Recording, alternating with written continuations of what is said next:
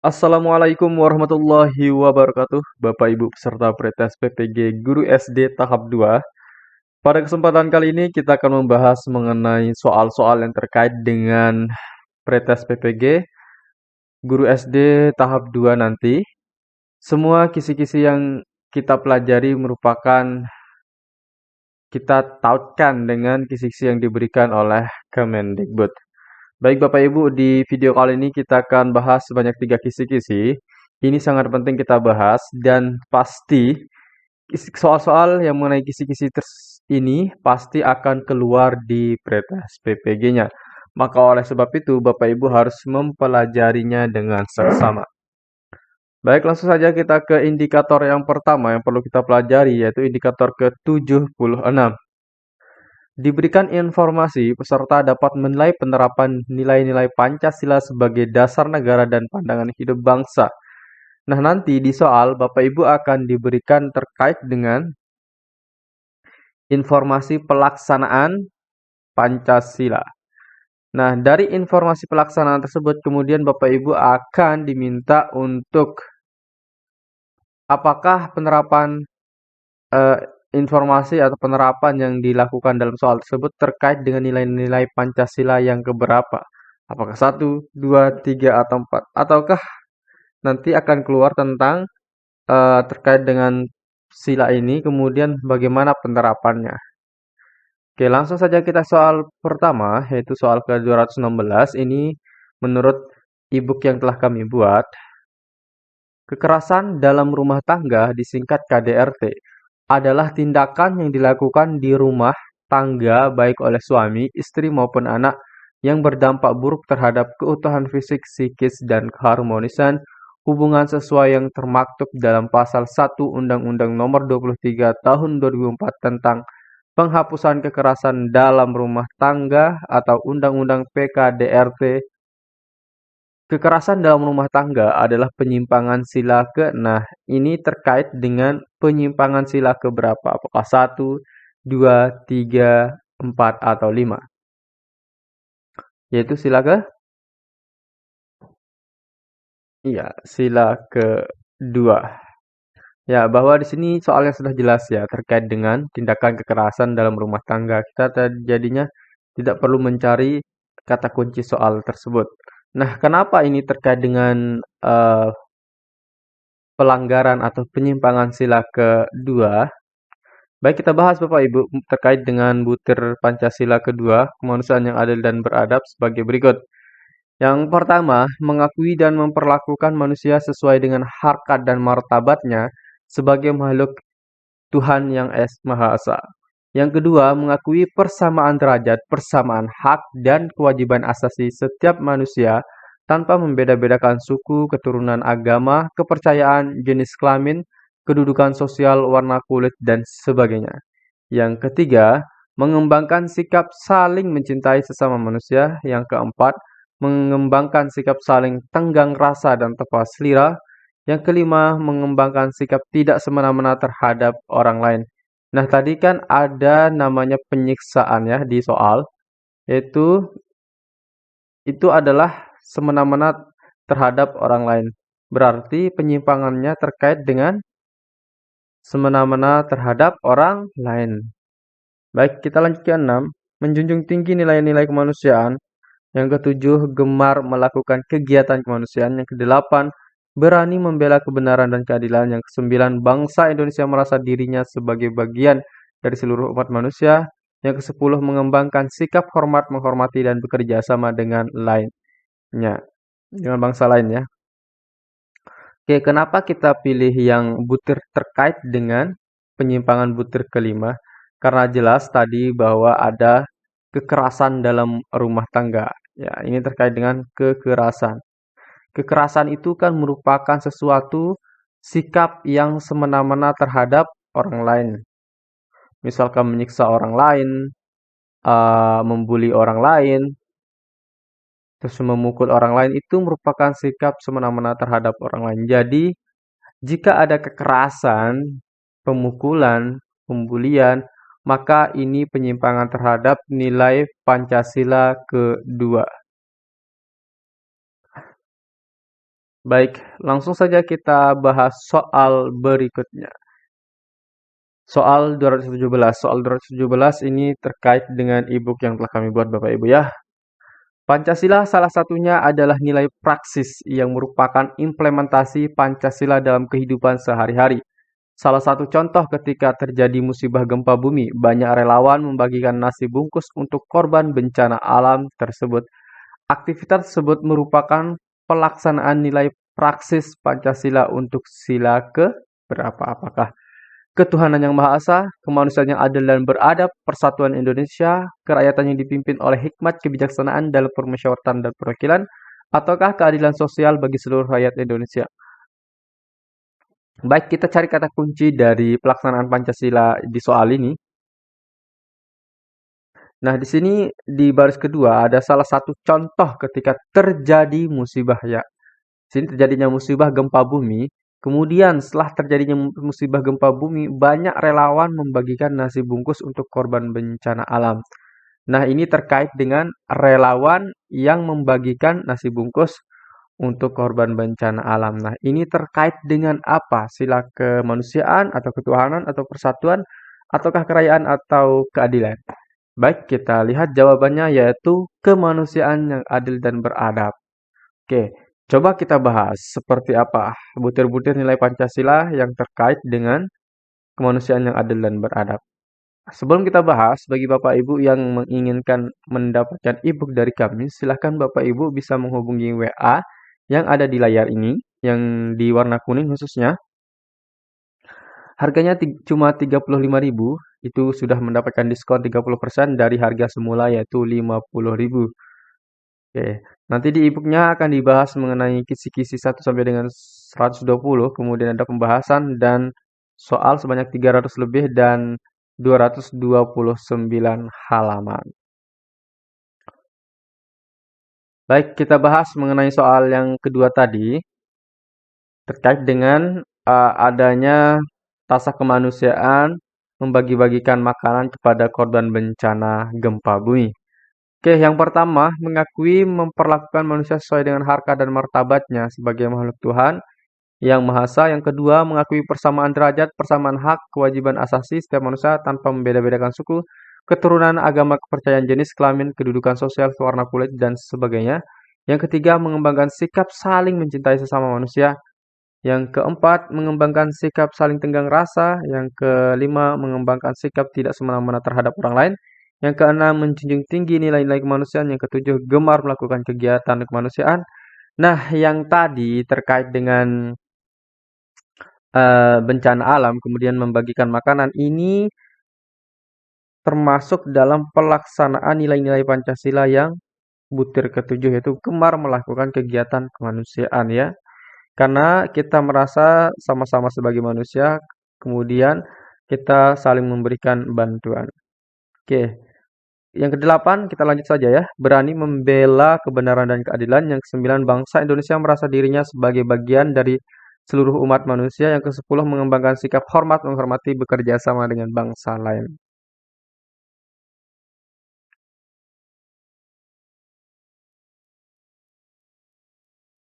Baik, sekarang kita lanjut ke sini, contoh penerapan. Nah, ini juga yang tadi itu terkait dengan menjunjung nilai-nilai kemanusiaan. Oke, ini terkait dengan nilai-nilai kemanusiaan, bisa juga terkait dengan gemar melakukan kegiatan kemanusiaan ya. Intinya tentang kemanusiaan berarti terkait dengan butir ke-6 dan butir ke-7. Oke, berikutnya kita akan membahas di indikator ke-78.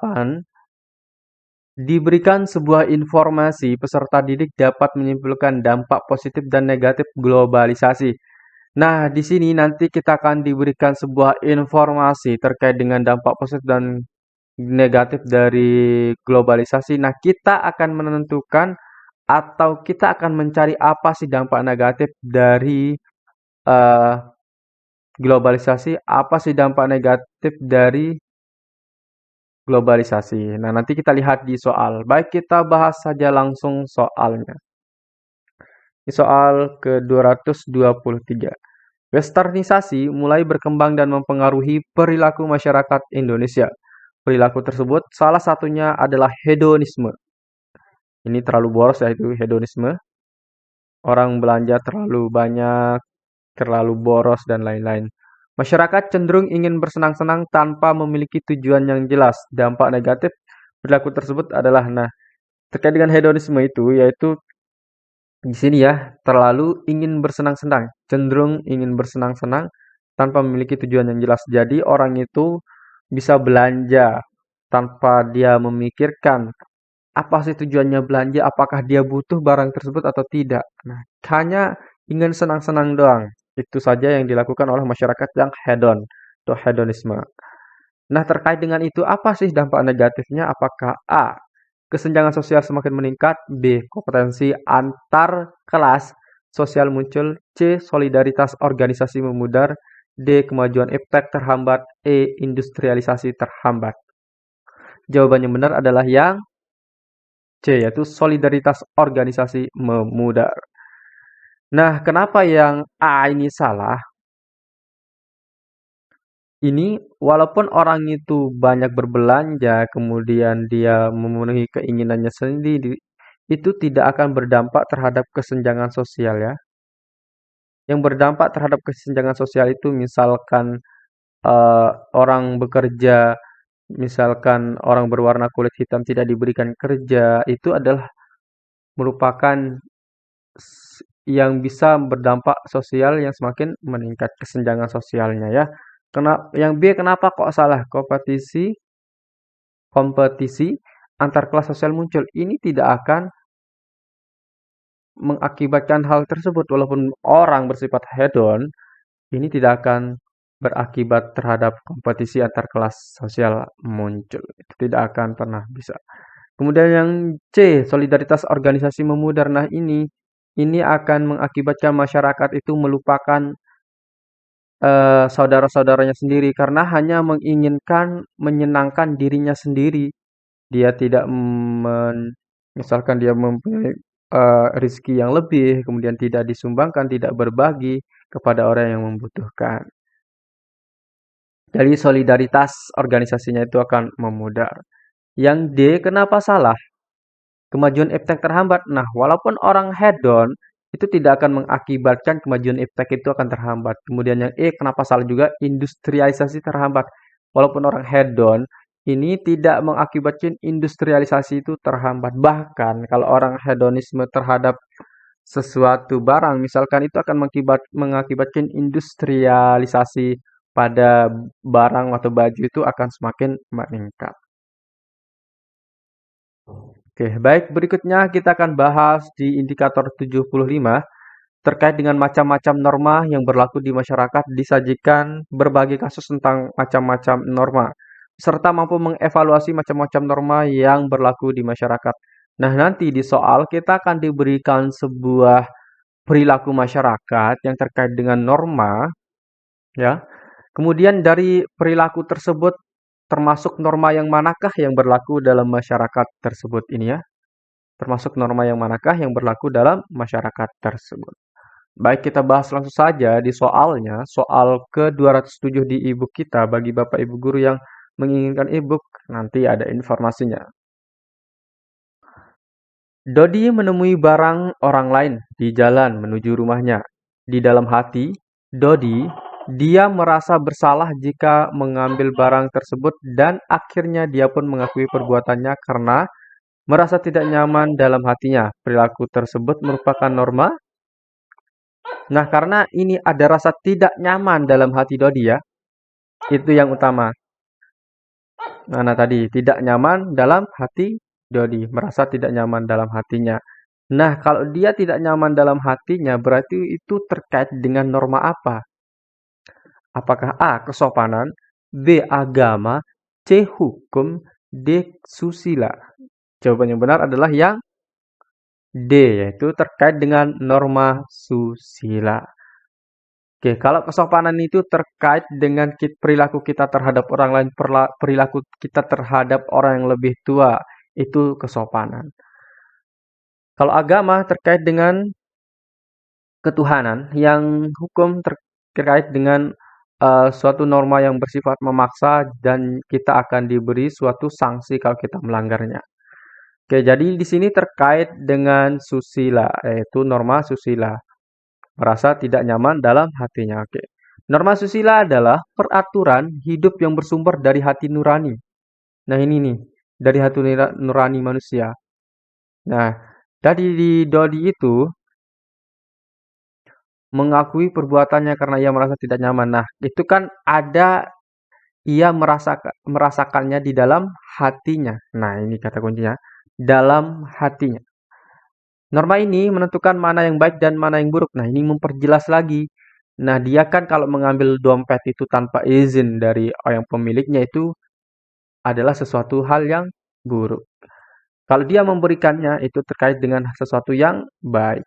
Norma susila mendorong manusia untuk berbuat baik serta mencegah manusia untuk melakukan perbuatan yang buruk karena bertentangan dengan hati nurani manusia yang normal. Nah, ini hati nurani.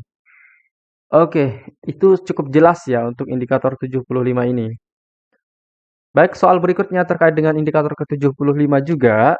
Kita baca soalnya. Seorang diketahui mencuri motor dan ia dilaporkan ke pihak yang berwajib. Pencuri tersebut terpaksa menjalankan sanksi 2 bulan penjara. Norma yang dihadapi oleh pelaku tersebut adalah apakah A. Hukum, B. Agama, C. Susila, D. Kesopanan. Jawaban yang benar adalah yang A. Sangat jelas sekali ya, Bapak Ibu, bahwa di sini ada seorang pencuri motor. Kemudian ia terpaksa menjalankan sanksi. Nah, ini. Kalau dia menjalankan sanksi seperti penjara misalkan, maka itu merupakan terkait dengan norma hukum. Jika kita melanggarnya, kita akan mendapatkan sanksi berupa penjara atau berupa hal lainnya. Oke, norma hukum adalah ketentuan yang dibuat oleh pejabat yang berwenang yang memiliki sifat memaksa untuk melindungi kepentingan manusia dalam pergaulan hidup di masyarakat dan mengatur tata tertib kehidupan masyarakat. Oke, kita lanjut ke soal berikutnya. Nah, yang ini terkait dengan indikator yang sebelumnya tadi ya. Ini bukan indikator yang kita bahas setelah slide yang barusan. Ini terkait dengan indikator dampak positif dan negatif dari globalisasi. Perhatikan dampak berikut. Nah, kalau Bapak Ibu mendapatkan soal seperti ini, yang Bapak Ibu pertama baca adalah ini. Langsung ke pertanyaannya ya. Apa sih yang dimau oleh pertanyaan tersebut? Oke, kita baca pertanyaannya. Dampak negatif konsumerisme sebagai pengaruh globalisasi ditunjukkan oleh angka. Nah, kita akan mencari atau menentukan manakah dampak negatif dari konsumerisme. Apakah satu, produktivitas masyarakat menurun? Bukan ya. Apakah dua, kebutuhan pokok cenderung diabaikan? Iya, terlalu konsumerisme itu akan mengabaikan kebutuhan pokok. Apakah yang ketiga, masyarakat cenderung menjadi shopaholic, shopaholic seharusnya ya. Shopaholic itu artinya orang yang terlalu suka berbelanja. Ini bisa. Yang keempat, masyarakat tidak dapat mengontrol pengeluaran dan hidup boros. Ya, ini itu juga bisa. Yang kelima, produk asing semakin diminati masyarakat dalam negeri. Ini belum tentu ya. Coba kita lihat jawabannya. Maka jawaban yang benar adalah kalau menurut yang kita analisis ini adalah 2, 3, dan 4. Apakah benar? Ya, benar, yaitu yang C, 2, 3, dan 4. Karena sangat jelas sekali ya, kalau kita berbelanja itu, kita akan cenderung mengabaikan bahan atau kebutuhan pokok kita, kemudian kita akan cenderung menjadi shopaholic atau orang yang terlalu mengidolakan atau terlalu demam berbelanja. Kemudian yang keempat yaitu tidak dapat mengontrol pengeluaran dan hidup boros. Nah, itulah yang diakibatkan oleh konsumerisme. Nah, Bapak Ibu, itu saja yang kita bahas di video kali ini. Semoga ini bermanfaat untuk Bapak Ibu untuk hadapi pretest tahap 2 nanti. Nah, bagi Bapak Ibu yang menginginkan e-book dari kami, silahkan Bapak Ibu bisa menghubungi WA yang ada di layar. Nanti e-book ini akan dilengkapi oleh kisi-kisi dari 1 sampai dengan 120, kemudian ada pembahasan, kemudian ada soal sebanyak 300 lebih, dan sebanyak 229 halaman. Jadi di sini Bapak Ibu akan belajar lengkap dari semua yang akan diujikan di Pretest PPG Guru SD tahap 2 ini. Baik, saya ucapkan banyak terima kasih telah menonton sampai selesai. Assalamualaikum warahmatullahi wabarakatuh.